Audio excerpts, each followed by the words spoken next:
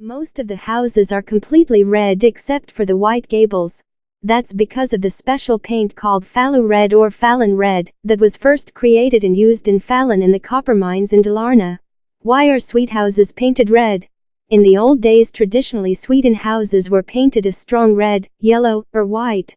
The color the owners chose depended mostly on the family's financial situation, geographic location and profession.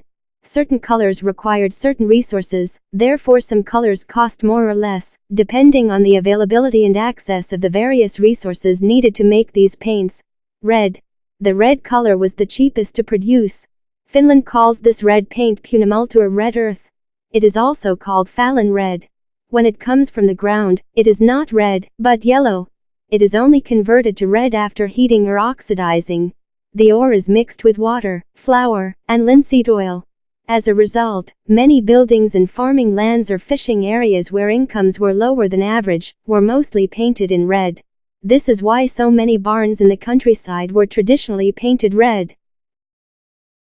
Yellow. The yellow color was a little more expensive than red, and was also created by mixing ochre with cod liver oil. White. White was the most luxurious of colors since it was the most expensive. In the old days, the mineral zinc was needed to create white paint, which was very expensive. As a result, in olden days, if one painted their house white, they were showing their neighbors that they were wealthy. Some wealthier farmers would paint their family home in white, but their surrounding barns or sheds in the color red. There are stories of some families who were concerned about their image living on the west coast of Sweden, who painted the ocean facing a wall of their homes in white and used red for the less important walls. Much like people use cars as a status symbol in society these days, Sweden used the color of their homes in the olden days.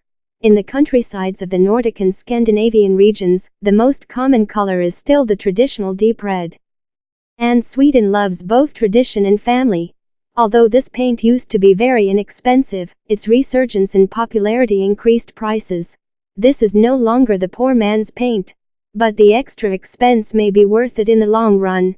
Unlike modern latex paints, the punamulta binder of flour and linseed oil breaks down over time, leaving the granules of color behind. The buildings fade, but they do not peel. Restoration is fairly easy. You merely have to brush the loose fragments off the building before repainting. No pressure washing, scraping, or the like.